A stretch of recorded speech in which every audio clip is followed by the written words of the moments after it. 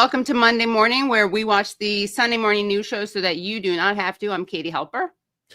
I'm Aaron Maté. Good morning, everybody. Great to start the week with you and some of the worst people on corporate television. As always, our website is usefulidiots.podcast.com. Go there to support the show and get bonus content. Again, that's usefulidiots.podcast.com.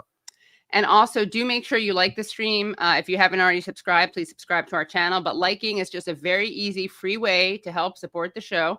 Also, if you're not already subscribers, as Aaron just mentioned, usefulidiots.podcast.com, you're going to want to become a subscriber, not just because you can be a good, useful idiot citizen, but this week we had a really spicy conversation with Norman Finkelstein, who said some stuff that it's actually just not even on YouTube. I'll just leave it at that because it's stuff you may not want to say on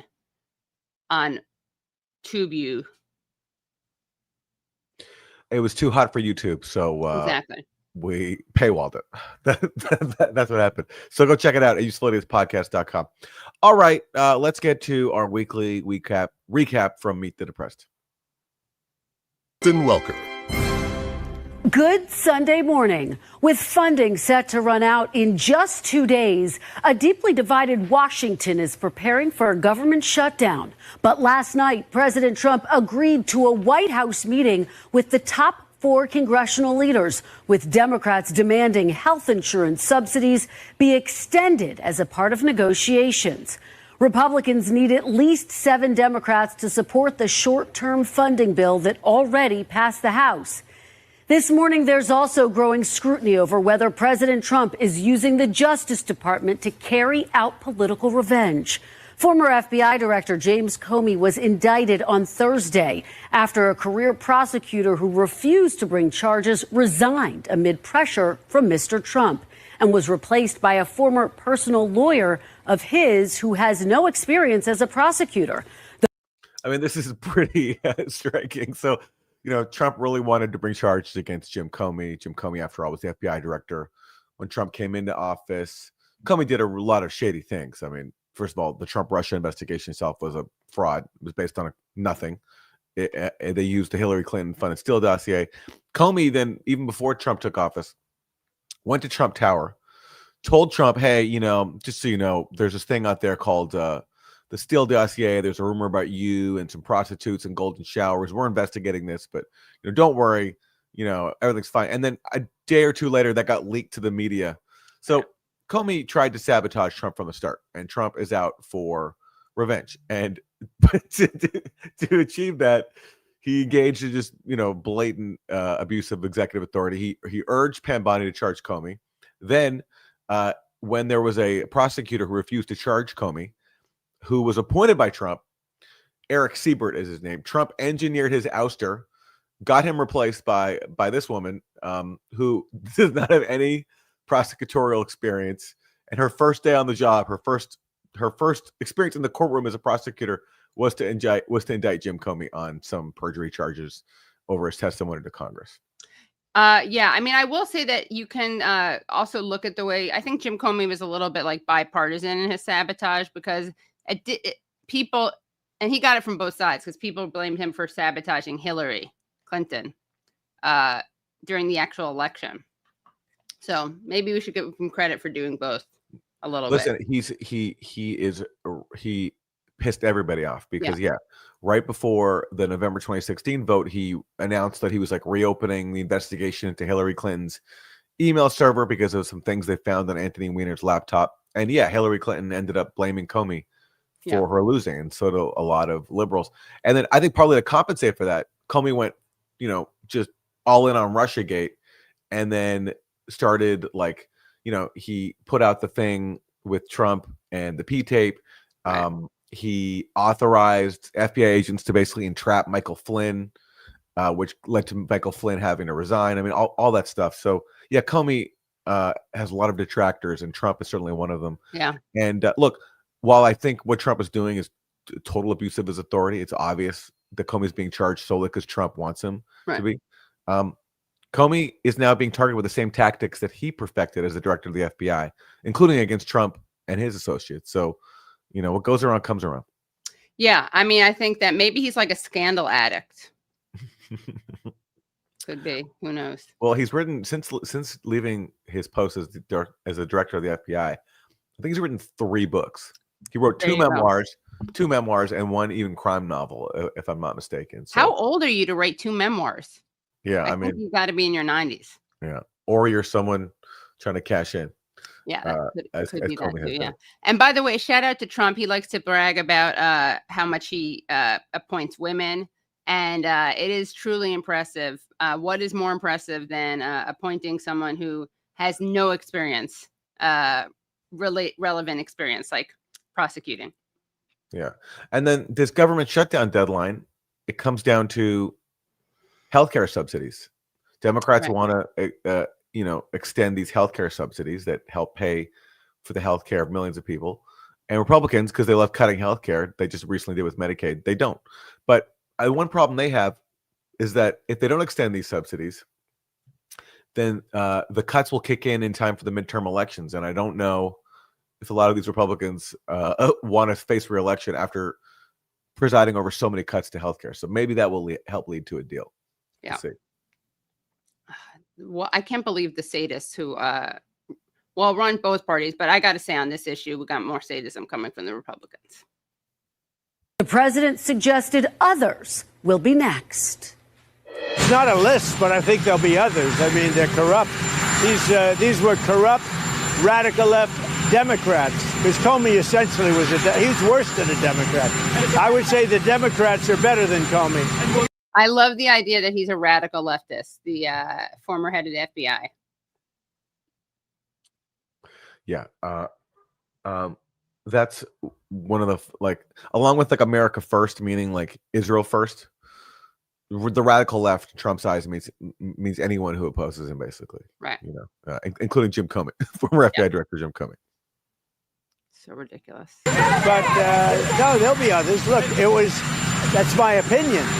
I like the way he goes, there'll be others. And then he realizes maybe he shouldn't overtly be calling for this because it's not, you're supposed to not be organizing this as the president, right? It's supposed to be an independent thing from the Justice Department.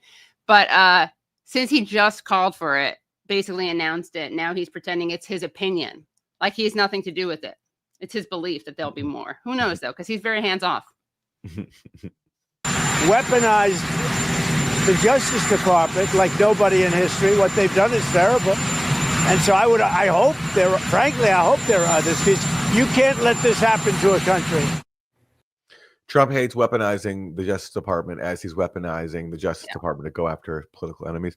But listen, this does all speak to why, I was always so critical of the lawfare strategy against Trump, not just Russiagate, where they framed him as a Russian agent, but all the other cases, including after Biden took office. It was reported that Biden leaned on Attorney General Merrick Garland to prosecute Trump. So you can't say that Trump is the only one who's doing this. He's just taking an established playbook and putting it on steroids. And he's, to me, most dangerously using it to go after people who protest the Israeli genocide by trying to deport people, charging people over their free speech. And one of the latest things they did was they've forced the sale of TikTok because they didn't like the fact that TikTok was letting young people see images of the Gaza genocide. And Trump was 100% behind that.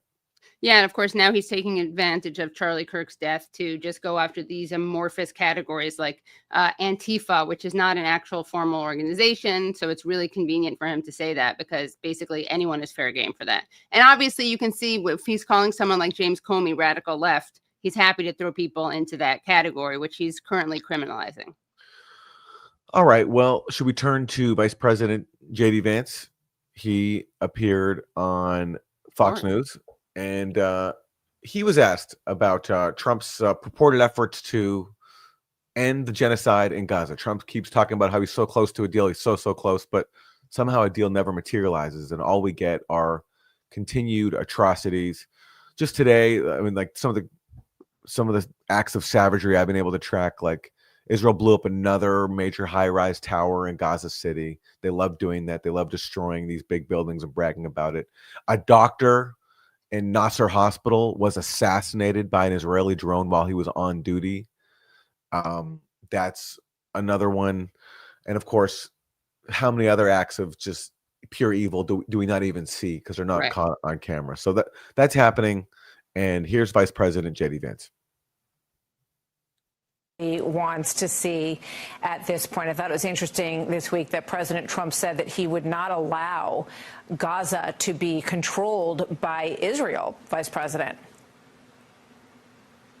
Well, I think the president's been very clear. He actually wants Gaza to be controlled by the people who live there. He wants the West Bank to be controlled.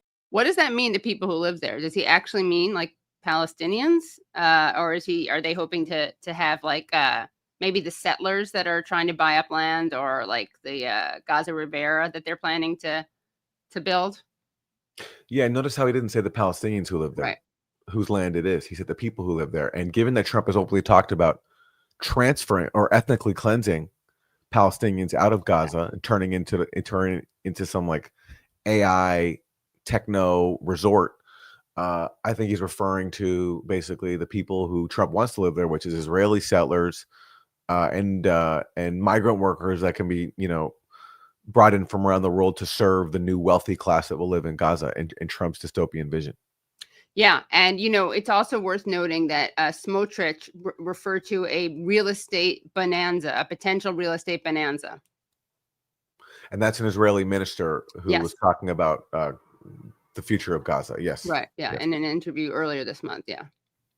Really controlled by the people who live there. And he wants the terrorist networks that are around the Israelis to be dismantled so they can no longer pose a threat to Israel, especially the innocent civilians who live in Israel. It's never easy, as we've learned in the Middle East over many years. This stuff comes in fits and starts, and it can take very weird turns. But I think the president. I love the way he's presenting this. This kind of has Thomas Friedman like animal vibes. Remember when he compared the Middle East to different members of the animal kingdom, like different political leaders? It's just such a boring, tired, and untrue and fictitious argument. Like this is just a almost prehistoric conflict that from the beginning of time, and it's weird and things flare up there as if it's almost like natural and not the result of political decisions, most of which are imposed by the United States and the West. Exactly. Yeah. He's like, it's not easy. These Middle Easterners are so hard. It's so hard we've tried to make peace, but they just won't do it. When of course we've been blocking peace in the Middle East for decades, including on the issue of Israel-Palestine. I mean, look at the recent showdown about Palestinian statehood. Basically, the entire world recognized the Palestinian state. The only people who are opposed to it are Israel and the U.S. because that's their longstanding policy is to oppose a Palestinian state, oppose any Palestinian right to self-determination, and then pretend as if Palestinians are the problem. And like the stock answer is always like, well, this should be worked out via negotiations, right? But then when Palestinians try to negotiate it, when Palestinians try to negotiate, what happened was Israel used the negotiations as just basically a ruse to keep building up the illegal settlements in the West Bank that make a Palestinian state impossible. So right. And also, this goes back to even the founding of Israel, which wouldn't have happened without the West support. And people like to think that was, the West felt guilty about the Holocaust. Well, if they had felt guilty about the Holocaust, they would have let the Jews and refugees move to their countries like England and the United States instead of sending them to another place where, of course, there happen to be other people living. Yeah. Yeah. All right. More JD Vance. The president has gotten us to a point where we're at the 1 yard line, and all of us are very hopeful we can sort of punch through the end zone and accomplish a major, major thing for peace in the region. Here's the problem with that football analogy. We're at the 1 yard line. First of all, we've heard this before. Like we've heard before that we're at the 1 yard line. So in football, you have 4 downs to get into the end zone. And certainly that takes a lot quicker than like months and months and months and months. I mean, there's a football team that's at the 1 yard line for like several months. So this whole 1 yard line thing just doesn't work. Yeah, I don't watch sports that much, but I did have a sense that maybe it didn't take months to do that. So I'm glad that I was right. I doubted myself a little bit, but I was right. I got to trust my instincts when it comes to sports. That's right. Timing. That's right. But it is also so disgusting to analogize this to a sports game. Like we're talking about genocide, right? Not like a parallel to football. Yeah, I mean, in JD Vance's defense, I mean, football does cause traumatic brain injuries, so maybe that's what he's thinking Oh, about. yeah, you're right. Then that's Yeah. Then my apologies. Yeah. I'm always looking for a reason to be charitable. So maybe that's what JD Vance was Exactly. Yeah. referring to. So he was not only correct, but he was also using this as a PSA about traumatic brain injury that can be the result of football. Yeah, and to be clear here, the traumatic brain injury in this analogy is Zionism. Right. Yeah. I'm sure that's what he's doing. Yeah. That is a traumatic. If you have Zionism, a good call. Yeah. if you have Zionism, then you have a traumatic brain injury, I think. That is a good diagnosis, and you should get yourself checked out. And until you have it fixed, you should stay at home to not put yourself at risk.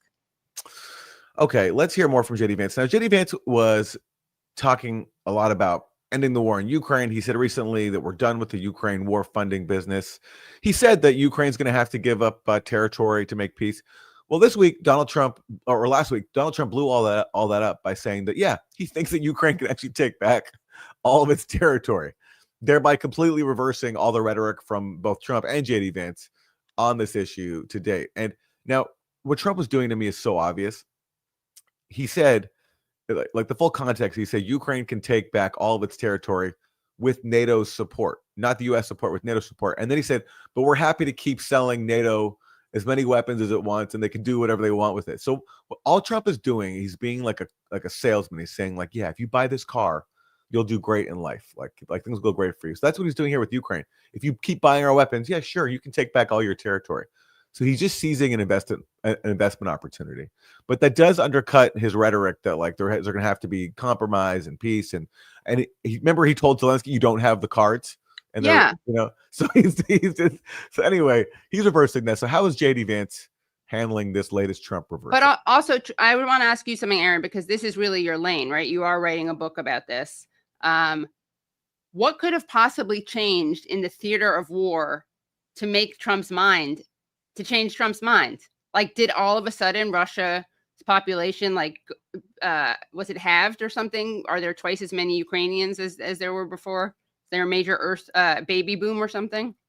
I think the only thing that happened is Trump realized he could sell NATO and Ukraine a lot more weapons. Right. And so he's just trying to talk them up. I think that's the only thing. But yeah, I mean, look, there are some people in his administration who also believe that Ukraine can take back more territory. And so I'm sure to the extent they've tried to make their case, I'm sure they've given Trump casualty figures on the Russian side that may or may not be inflated. And yeah, listen, Russia's been very slow in their advance. But that's part of their deliberate strategy of wearing Ukraine down. But I think because they haven't made these rapid gains that they were expected to, that's taken to be that they're losing. But they still hold about 20% of Ukrainian territory, and they're taking more. So yeah, I don't know where Trump is getting his newfound confidence from.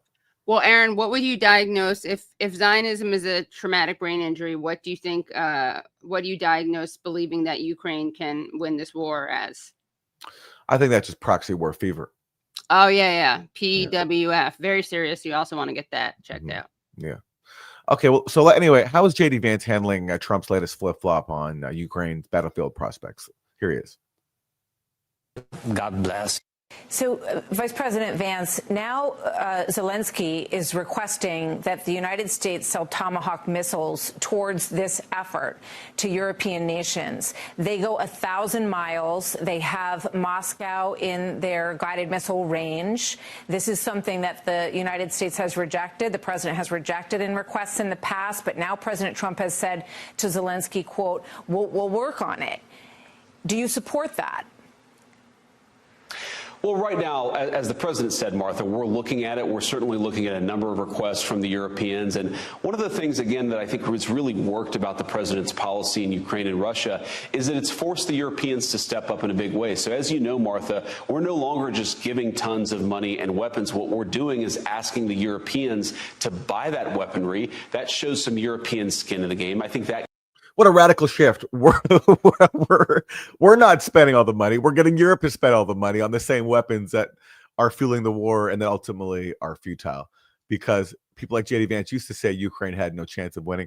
Now he's saying, yeah, we're not even ruling out sending Tomahawk missiles, which, by the way, can be nuclear capable and are extremely dangerous. As the host pointed out, they have a far longer range than the ATACMS missiles that Biden authorized in another step up the escalation ladder. So JD Vance is going from saying we're going to shut the war down, we're out of this, we're done, to saying we're going to consider sending Tomahawk missiles now.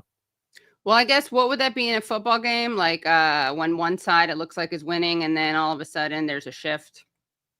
Well, I mean, it's a comeback. It's a comeback. There you go. Yeah. So it's a comeback for the proxy warriors. Yeah. Inside the Trump administration. Yeah. Gets them really invested in both what's happening in their own backyard, but also in the peace process that the president has been pushing for the last 8 months. So we're going to keep on working on all of this stuff. But our simple message right now, the Russians are not gaining a lot. This war is terrible for their economy, and they have to ask themselves, how many more people are they willing to lose, and how many more people are they willing to kill for very little military advantage?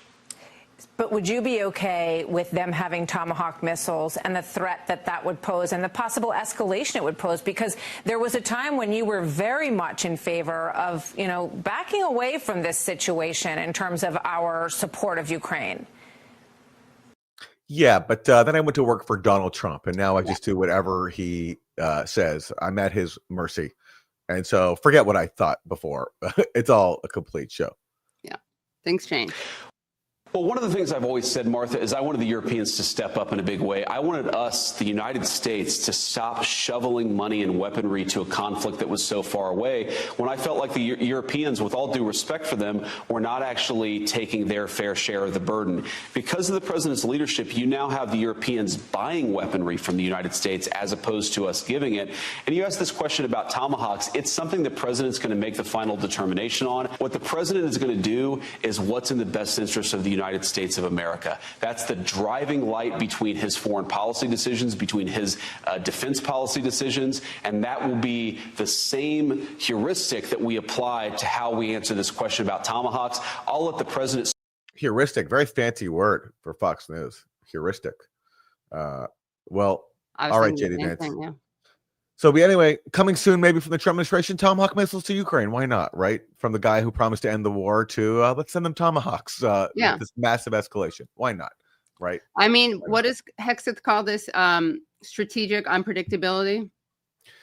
Yeah, sure. Well, maybe that's what this is. And listen, Russia's made some choices here. I mean, Russia has chosen. I mean, JD Vance is right that, Russia has decided to keep this war going. Yeah. Because they invested a lot in this whole thing.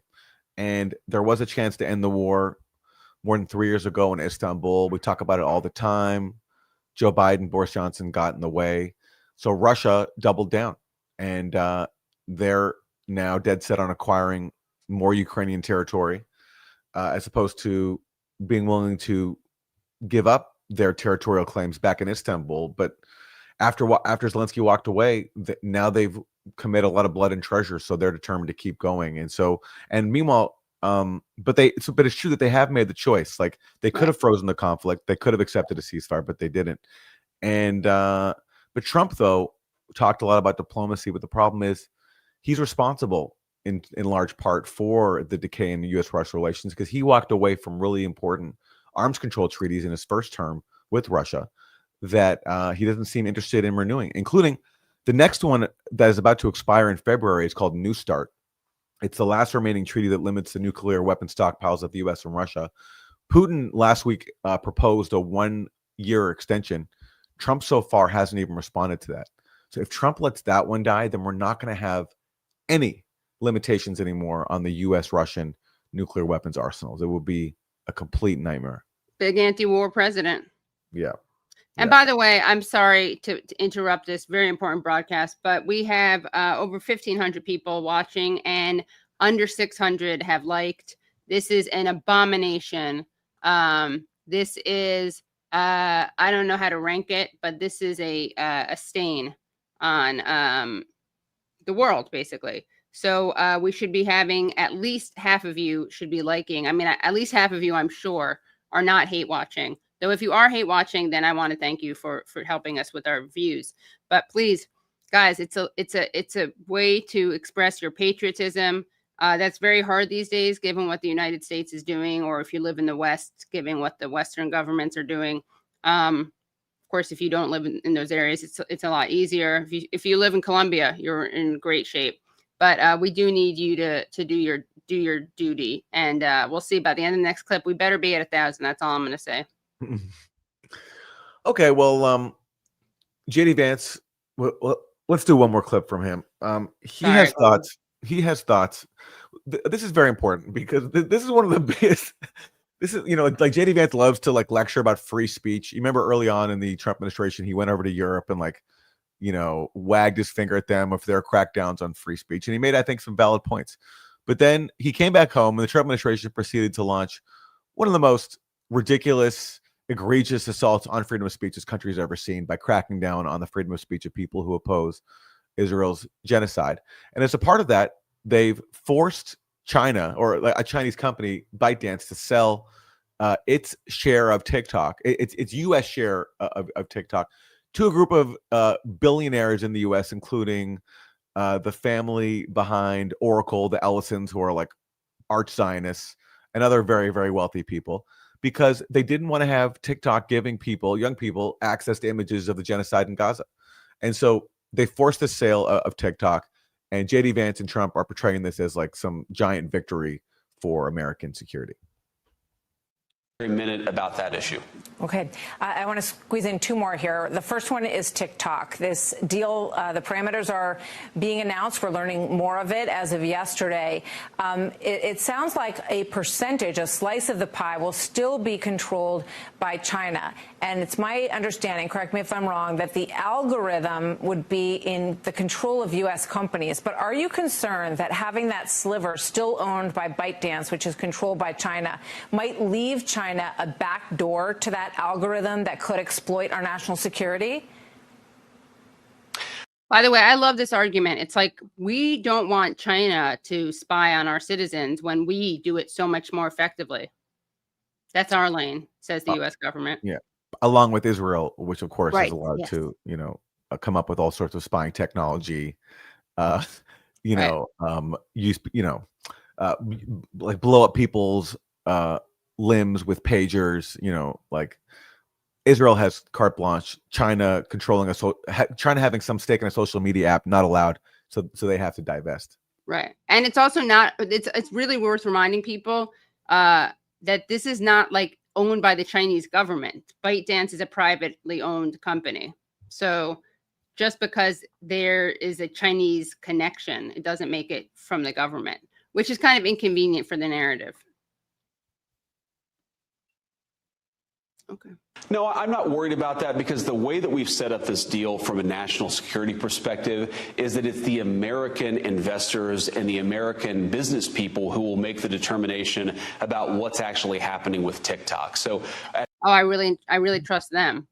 Very trustworthy. Yeah, a consortium of like ultra billionaires whose like main cause is serving Israel, like the Ellisons. The Ellisons, like they're the family who just bought Paramount, which owns CBS News. They're the ones who are going to give Barry Weiss of the Free Press, the famine-denying Free Press, $150 million, and then give her a senior job at CBS News. Yeah. By the way, condolences if you work for CBS News.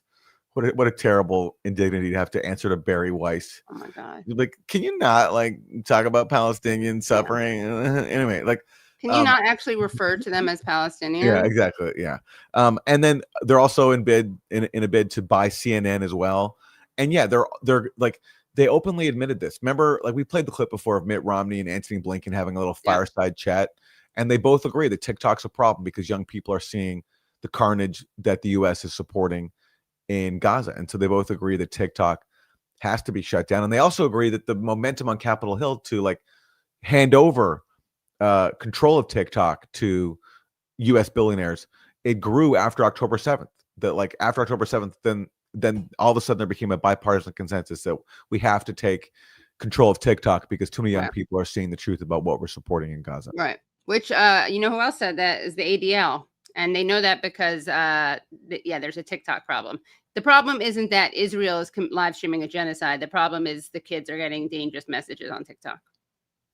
At the end of the day, I believe that north of 80% of the company will be owned by the American investors and their partners. This is not something where the Chinese or any Chinese entity has a large stake at the table. The board seats, there will be 7 board seats of the company. 6 of them will be controlled by the American investors and their partners. So I feel very confident that we have successfully separated this company from TikTok Global and actually made it so that we can control people's data security. We can ensure that the algorithm is not being used as a propaganda tool by a foreign government. Unless it's Israel. And that fundamentally we allow people to access this tool and this application that a lot of Americans love. It was a very difficult. But again, I just have to remind people again, it was never controlled by a foreign government because this is not a government program, right? Like this isn't a privately owned company. Difficult balance to strike, but I think we've done it successfully. And of course, we're going to keep working on it, Martha. The important thing about this deal is the United States still has the ability to review the terms of the transaction and review the national security implications of the new entity, not just over the next 100 days, but over the next many years. Yep, that's security, obviously a really important element of this whole equation for Americans. Oh, yes. We're all so concerned about our security of a Chinese company having access to our data, not a company being forced to be handed over to Israel first oligarchs. I mean, like that, no one cares about that aspect of security here because that's totally normal that we just like hand over control of a popular social media platform because too many young people were seeing images of dead children in Gaza. It's unbelievable. And just for a little flashback, I think I found the right clip. This is some of the fear mongering we got about TikTok from people like Nikki Haley to try to force its sale to Israel first oligarchs. This is some of what this is some of what we heard. Just like for those who forgot, this is Nikki Haley talking about TikTok during the I believe this is during the 2024 presidential primary. Good thing is we really do need to ban TikTok once and for all. And let me tell you why. For every 30 minutes that someone watches TikTok every day, they become 17% more anti-Semitic, more pro-Hamas based on doing that. I would love to see how they measure that. I would love to see those the data there. I think the metric is like they have people hooked up to like, sensors as they're consuming TikTok. And I think there's a way to track whether you like feel sad at seeing an image of a shredded Palestinian child. Right. And if you can sense that, then of course, in Nikki Haley's eyes, that makes you 17% more anti-Semitic. If you mourn the loss of Palestinian civilians with U.S. bombs that Nikki Haley signed herself personally. Right. I mean, she's the one. I mean, talk about traumatic brain injury.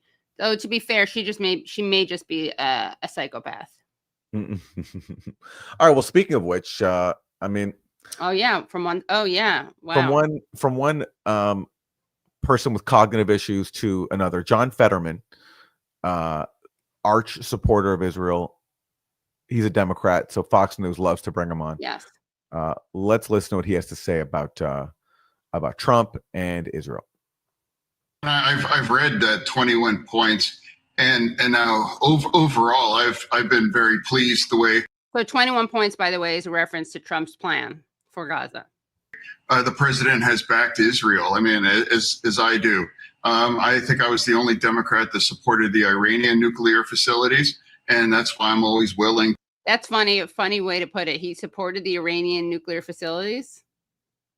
Interesting. He just came out as the most pro-Iran senator, I think. Yes. Sitting. I think he meant the attack on them. To stand with the democratically elected leader of Israel. And I do think it's astonishing. You have it's so weird to call any Israeli leader democratically elected when they rule over millions of people who can never vote for them, namely the Palestinians of the West Bank and Gaza. Has any Palestinian in the West Bank or Gaza ever voted for who the Israeli prime minister gets to be, who controls every single aspect of their lives, including, in the West Bank, stealing their homes, burning down their homes, in Gaza, destroying their entire society? So like to call the Israeli leader democratically elected, you're basically saying that like, you know, the majority of the people that the democratically elected leader rules over don't count. Of That's course, democracy right. in the Middle East. Yeah. At least he's Our honest about his opinions. Yeah. allies are going to recognize Palestine when you have human beings held underground, tortured and starved, going on 2 years. And that is. Did he just complain about people being tortured and starved? He thinks Yeah. torturing people and starving people is bad, and that's why he supports Israel. Like literally, the only way to speak out against torturing and starving people and not point out that Israel has tortured and starved way more people than Hamas has ever even dreamed of. I mean, and that's not what their primary motivation is. And there also isn't food. And when you see the prisoners released, Israeli prisoners released versus Palestinian prisoners released, even though Israel has all the food it could ever desire, somehow the Palestinians who are released are gaunt and starving and look like skeletons. And earlier on, the Israelis released did not look like that. And to the extent that they look like that now, that's because they don't have the food to feed people because Israel is starving them. So the only way that Fetterman could say what he just said is if he literally does not care about Palestinian suffering. Like he just doesn't think it's a problem. He doesn't see them as human beings, maybe. It's disgusting. I mean, how can you say when Israel's literally starving the people of Gaza right now as policy? And absolutely, it's a reward for Hamas. That's going to be their narrative. They're going to claim that's why we did 10-7. That birthed our nation, and you can't ever give that to them. I like the way Birth Our Nation. He's probably a fan of Birth of a Nation, by the way, the big pro-slavery, pro-racism film by Griffiths. And I strongly reject any idea, especially now to talk about that when you have human beings. I mean, they are normalizing keeping human beings underground for 2 years and forcing them to dug their own graves. And now it's like, hey, let's give them a nation. Yes. In real life, Palestinians have been talking about having their own nation for decades upon decades. They've accepted it, or the Palestinian leaders have accepted it in just 22% of their historic homeland, which is the West Bank, Gaza, East Jerusalem, and Israel, so hell-bent on Jewish supremacy and conquest, won't even give them that. And so that's why you have things like 10-7, because Palestinians were given no other option. When they protested peacefully, they were gunned down. When they went to the International Criminal Court, when they went to the UN, they were sanctioned and banned. I mean, so it's this whole line now that like, oh, how can you reward terror? Well, the whole premise of Israel's relationship with the U.S. is rewarding terror, where every time Israel massacres Palestinians, they get more U.S. weaponry. Every time Israel ignores the entire international consensus, builds more settlements, they get incentivized by the U.S. So everything here is upside down. Right. And again, even if you just take him at face value and accept that he's a racist who doesn't see Palestinians as human beings, but sees Israelis as human beings and cares about the hostages, anyone who cared about the hostages would have wanted a negotiation. Anyone who cared about the hostages would have wanted Israel not to bomb the buildings that they were in. And you have people who are released who aren't even Israel. I mean, they're Israelis and they're not critical of their government and they're not supportive of Hamas. And they say that they were more afraid of being killed by Israel than by Hamas. Yeah. And that speaks to also what happened on October 7th, where Israel enacted the Hannibal Directive and killed some of its own people because it would rather kill its own captives than have to negotiate with Hamas, because it doesn't want to have to release the Palestinian hostages, who are far more numerous, the Palestinian hostages in Israeli prisons, which include doctors that have been kidnapped from Gaza, and also just doesn't want to have to treat Hamas as a negotiating partner, because when you're in occupying power, you can't treat the people you're occupying as having any rights. You just have to crush them with violence, which is Israel's whole ethos, and that's what John Fetterman supports. Okay, I think it's enough John Fetterman. I think we have to. Can we just watch one? We did so much Vance. I'm sorry, we have to do this because this one is like takes the cake, I think. All right. So let's just watch. I'm sorry, guys. One more John Fetterman clip, and here he is asking about people walking out of Netanyahu's speech at the UN. Delegates walked out of the UN delegates walked out of the Netanyahu address on Friday in New York at the UN General Assembly. Why is there so much upset against Netanyahu? Yeah, I watched that, and if you're leaving with Iran at the same time, really look at yourself. And it's like, what kinds of values do you have? If you're going to walk out, on a speech of the leader of, and you are standing with Iran, one of the world's largest terrorism under. Did he just refer to Netanyahu as the leader? Yeah. Did I hear that right? So yeah. Netanyahu is like, he's like so basically, yeah. So like Netanyahu is like the leader. That's like cult speak. Yeah. The cult just doesn't even like refer to like the leaders. He's just the leader, leader. Yeah. Okay. All right. More Fetterman. Writer, what they've done, they financed what Hamas and Hezbollah and those things. And now look who you're walking out with. And now that's why I strongly reject that in the strongest terms. And I absolutely support the things what Israel has done. And I actually, even referencing the beepers, Hezbollah did get the message, just like. Oh, okay. Referencing the beepers that literally Leon Panetta, former head of the CIA, called terrorism. And he's celebrating this. When Israel blew up people who were accused of being Hezbollah, and but of course didn't just blow them up, blew up their kids, people in markets. Yeah, that's really great. I mean, to hear this guy talk about values is just so disgusting. Who would want to be associated with him? The prime minister said that's entirely appropriate. And now, why aren't we reminding Hamas could end this war? They could have ended this at any point to send all of the hostages home and disarm. I mean, that's how the way the wars work. Right. It's like if you start a war and you're forced to submit or just engage this war. And that's what Israel's forced to do that, and why I support what they continue to do in Gaza City. Also, okay, he calls Iran terrorists, right?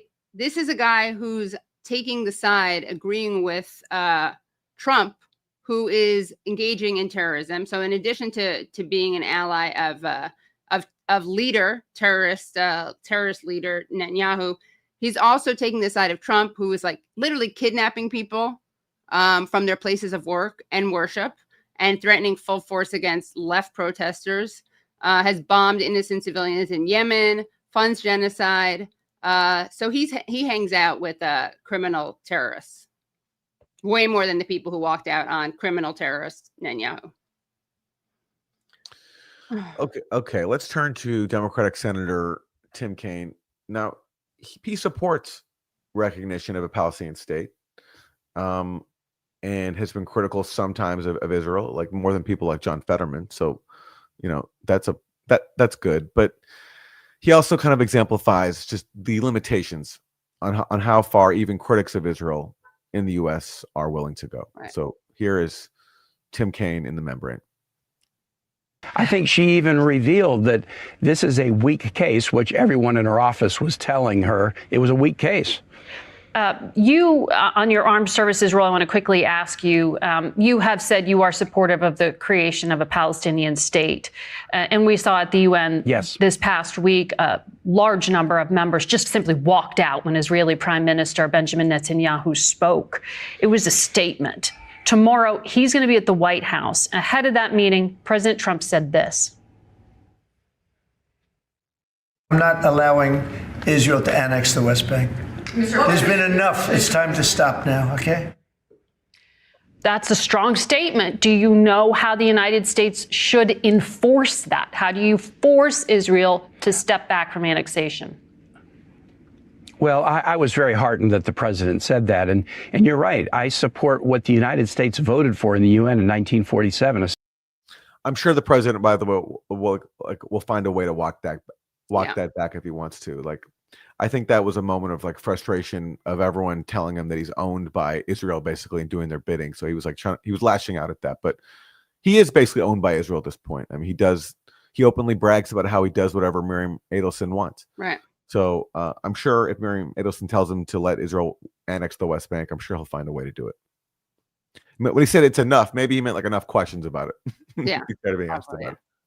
State of Israel and a state of Palestine. One of those promises has been met, one hasn't.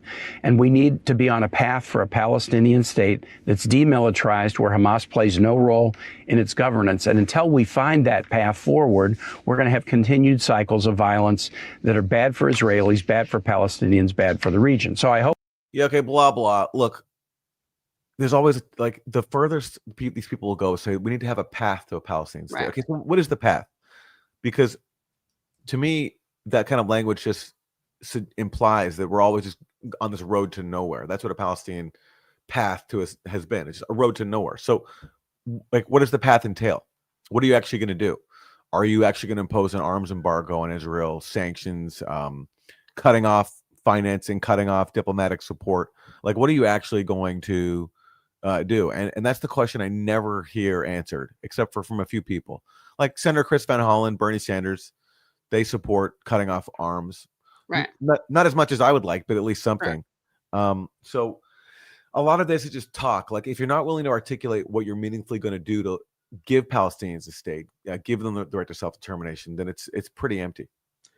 Yeah, I mean, why doesn't he call for the demilitarization of Israel? They're the ones who need to be demilitarized. There you go. Yes. Yeah. And, saying that Hamas can have no role, honestly, Hamas has said they don't even want to govern anymore anyway. So, like, I think that's like, whatever, fine. If you need to say that because of October 7th, sure. I mean, but even because, like, but obviously in general, it's not up to the U.S. to decide who can rule over Palestine. Right, exactly. You care about self-determination and democracy, or you don't. Right. It's like you don't really have it's not a state if you're not allowed to elect your own representatives. Yeah. And in fact, after Hamas won the last time there was a free and fair vote in Palestine, Hillary Clinton said we shouldn't have let the Palestinians vote. That was a mistake. Right. We shouldn't let them vote until we can control the outcome. But, you know what they did? What they did was, before that vote, USAID poured in a lot of money into the Palestinian territories to, like, build up infrastructure to make it look as if the Palestinian Authority, which is corrupt and subservient to Israel and the U.S., was doing a good job. So USAID tried to prop up the PA to defeat Hamas, but the people still voted in Hamas, not because I think there's some, like, widespread identification with Hamas's Islamist ideology, but because Hamas was seen as not being corrupt and not selling out their people. Right. And that's still the vision that the U.S. is pushing, is having some sort of new Palestinian leadership that will sell out their people. And that's not self-determination. No, it's not. And also, again, if they were being remotely honest about this, Tim Kaine would point out that Hamas has already agreed to give up control of Gaza, right? Like, why isn't that extremely relevant information? Yeah, well, that was one of the excuses for sabotaging ceasefire talks, is like insisting that, Hamas is being stubborn and they won't compromise them. Really, Hamas was offering to not stay in power. They just didn't want to renounce Palestinians' right to resist military occupation, which every occupied people has. And Israel and the U.S. insist on Palestinians giving up, because Israel wants a monopoly on aggression and terrorism. Right. That's their lane. All right. Well, switching back to let's see here. We're running short on time, so maybe let's go to Congressman Mike Turner. He's the former chair of the House Intelligence Committee. He recently went to Ukraine, and he liked what he saw. And support Ukraine. And I've heard military officials explain this to me, that this is like a really interesting test case to learn the lessons that Ukraine is illustrating for the world. However, in the immediate term, will the president lift restrictions on Ukraine's ability to use long-range weapons to actually attack Russia? Well, and he really needs to do so, because what's happening with that pressure that's on the front line. Because he has the old Biden policy. Right. Well, he does. And that's what he needs to release, because with the pressure on the front line and the fact that Ukraine has developed anti-drone technology where they're taking down Russian drones, they're using their own drones to attack Russia. But Russia has long-range weapons that they're attacking that front line. Mm-hmm. Ukraine needs to have the ability to use long-range weapons to push Russia back. And when they're able to do that, they will get their territory back. If they are All right, so we're back to like first term Biden strategy of saying, let's just give Ukraine the ability to use long range missiles to hit inside Russia, and that will be a game changer. Biden did do that on his way out of office. And one of the reasons he did it is because he was counting on Putin and Trump to de-escalate. That's what Biden's own officials told reporters. And so now we're back to, never mind all that. Let's let Ukraine go wild again. And, given how many times Trump has reversed himself, I won't be surprised if Trump caves on this one too. Right. I just want to play the very beginning of this sub clip. Are you going to play more of this, Aaron, or are we done with this one? No, go ahead. Okay, so what she's saying here is, and I've heard military officials explain this to me, that this is like a really interesting test case to learn the lessons that Ukraine is illustrating for the world. So that's because he called Ukrainians tech bros. He was excited about all that they were doing with warfare. And so that's why she's like, yeah, I know it isn't exciting. I've heard people say how exciting it is, what we can learn from this. So thanks, Ukraine, I guess. Really, yeah, thanks. I mean, but again, it's making it clear that this is a proxy war. Sure. I mean, when you're using other people as a proxy, you can also use them as test subjects. And that's what we're doing. In the same way that, Gaza is used as a laboratory for all the horrors of modern warfare. All the ways we can kill people. That's what they're trying out in Gaza and have been for a very long time. Previous Useful Idiots guest Anthony Lowenstein wrote a whole book about this. Yeah. And the Palestine laboratory, as he would say it, because he's Australian. Right. Okay. Let's turn to Senator Chris Van Hollen. Amid a government showdown, he's got thoughts. Criticized your fellow Democrats, especially Democratic leaders, as, quote, overly cautious, finger to the wind, don't really stand for anything. And then you hit New York Democrats for not endorsing the Democratic nominee for mayor, Zohran Mamdani. After you did that, a spokesperson for Hakeem Jeffries, the House Democratic leader, dismissed you as, quote, Chris Van Who. How corny is that? Chris Van Who? Who came up with that? I bet it was Hakeem Jeffries because he loves his word games, right? Yeah, I bet that did come from Hakeem Jeffries. Yeah. Tell him Chris Van Who, tell Chris not Chris Van Holland. Yeah. Yeah. Yeah, because for those who missed this news, in the Democratic mayor's race, Eric Adams, the mayor, just dropped out because his poll numbers were so low, as he had been urged to do from people like Trump, who had been trying to entice him to drop out because they're desperate to try to defeat Zohran Mamdani. And afterwards, Hakeem Jeffries. So you think maybe now that the race is down to two people, this is the time to finally get behind the Democratic candidate, Zohran Mamdani. Hakeem Jeffries, his statement was, he praised Eric Adams, who's a Trump ally. And then he said, I'll be making a decision on my endorsement very, very soon. So it's he still can't bring himself to endorse Mamdani because Mamdani represents something that Hakeem Jeffries opposes, which is, tackling affordability, making the city a better place for working class people as opposed to the ultra wealthy, and also being critical of Israel, which Hakeem Jeffries just can't do in his position.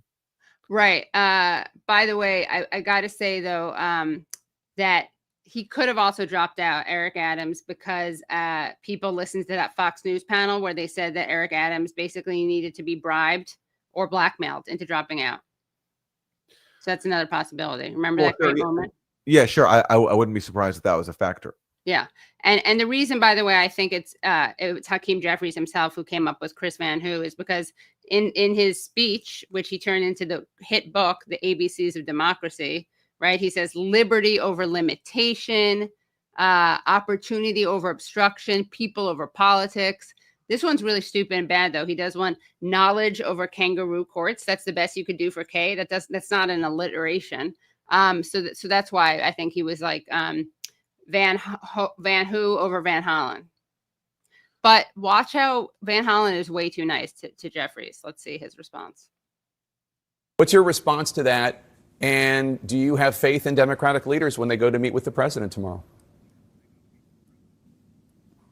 Well, Jake, I think Democrats are united right now on this question of preventing these huge spikes in healthcare costs for Americans. I mean, 4 million Americans will lose access to healthcare entirely. That will send them to emergency rooms without any coverage. That will lead to spikes in everybody's healthcare rates. 20 million people will lose access to affordable prices in the healthcare exchanges. So I do have confidence that the two leaders on the Democratic side are going to hold the line on these issues, as well as this not giving the president a blank check.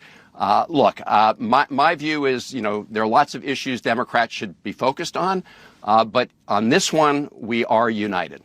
No response to Chris Van Who? Look, I've worked with Hakeem for a long time.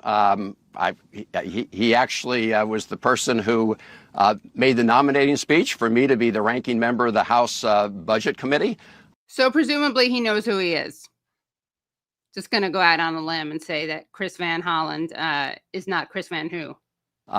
We can have our differences on some things, but on the big picture right now, in terms of dealing with this lawless president and preventing huge spikes in healthcare costs for the American people, we are together. Way too nice to Jeffries, way too, really took the high ground, which won't get you anywhere in politics. But seriously, I mean, I do hope the Democrats hold the line, don't back down. But, Schumer, along with 9 other Democrats, backed down in the last standoff. And they voted with Republicans spending bill after saying the Democrats were unified and wouldn't provide the votes. So I'm not holding my breath for Democrats to stand united and hold the line. Well, whoever in the chat came up with this deserves a lot of credit. This is who Chris Van Who should be consulting. Ooh, the people yes. in these Flittiest chats. So Eris Love pointed this out, and so did Soul Vigilante. Who came? That's what Chris Van Hollen should have said. Yeah. The response to Chris Van Who should have been, well, who came? Yeah. Jeffries. Yeah. Yes. Very good. Very yeah. good. Very good. Very good stuff. What other shows inspire this creativity, interactive creativity? Yeah. The Chris Van Who staff should be looking these Flittiest chat for inspiration. Yeah. So kudos to everyone who came up with who came. Okay, let's turn to well, here we go. If you're feeling down about the state of the Democratic Party, we have the guy to lift your spirits, Chuck Schumer, Senate Minority Leader. He was asked about Trump's recent decision, his recent announcement of federal troops to Portland. Anything you can do to stop it, as in Congress? Yes. First, we will fight it in the courts, along with people who will file suits. But second, I would hope, Kristen, that some of our Republican colleagues, I know they're loyal to Trump and does whatever he wants, but this is so far stepping over the line that I'd hope some of them would join us in legislation to prevent it from happening. We have such a proposal. I'm part of it. All right, so Chuck Schumer was counting on Republican help to stop Trump's deployments of federal troops to places like Portland. I'm not optimistic about Chuck Schumer's prediction there. I don't think he'll be getting many Republican colleagues. But hey, Chuck Schumer's such a master strategist. I'm sure he can pull something off. Yeah, this is really pathetic, and I don't know why. It's like delusional. It's probably because he doesn't want to actually do anything that would disrupt the status quo, because without Republicans doing stuff like this, they wouldn't have anything to fundraise against and not effectively oppose. But also, I don't know why he believes in the courts or that the courts will save us, because it's worth noting that the Supreme Court overturned a previous ruling that was really good, that said that ICE is not allowed to racially profile to make arrests in Los Angeles. Also, why do we think that Trump will pay attention to courts, given that he ignores court orders saying the National Guard's in LA through a judge ruled that a judge ruled that the National Guard in LA violated the law. So not sure we can really rely on the courts either. All right. Well, we're coming to the end of the show. Katie, are there any favorite clips you want to make sure we play before we go? Let's see. What do we got? No, I feel like Oh yeah, let's do the Iran one. Okay, so the president of Iran was just in New York, Masoud Pezeshkian. He was in New York for the UN General Assembly, and he sat down with Fox News of all places. And so let's listen to a little bit. And create such instability. We've all seen the chants of death to Israel, death to America. We've seen the destruction by Hezbollah, by Hamas on October 7th. So it has gone both ways. The reason, a little fact check there. Hezbollah wasn't involved in October 7th. Right. They kind of didn't know, right? It's like a minor detail. Yeah. Minor detail. But yeah, Hezbollah had nothing to do with October 7th. That was Hamas, obviously. Hezbollah acted after October 7th to try to relieve some pressure on the people of Gaza. That didn't work. But you can't say that Hezbollah was involved in October 7th. That's just completely false. Right. But hey, whatever. It's just a minor fact. Yeah. The reason why there is a Hamas, the reason why there is a Hezbollah, and actions took place. Why did they undertake such actions? Were they out of their minds? Certainly not. When you drive someone from his or her home, when you belittle someone at will, when you wish, you demolish their homes on their heads. Any human being will show a reaction to that. We're not supposed to attack any countries. We're not supposed to attack any countries. We have not been initiators of any aggression against any countries, but Israel at will. Sometimes on a daily basis, they attack anywhere they wish. Would clearly not agree with that they feel that Iran has been very aggressive through the proxies and all over the Middle East, in fact. There are Houthi attacks just the other day on U.S. ships. We have seen hundreds of American servicemen who were killed by Iran-funded proxies in the Middle East in the early 2000s. She's talking about Iraq. And Scott Horton, who we've had on the show, has a whole book about the so-called war on terror, where he actually looks at the evidence for, tying Iranian allies to attacks on U.S. forces, right. And he debunks a lot of that. But regardless, if you don't want to have U.S. forces killed in the Middle East, the best thing you do is not send them there to overthrow governments, as the U.S. did in Iraq.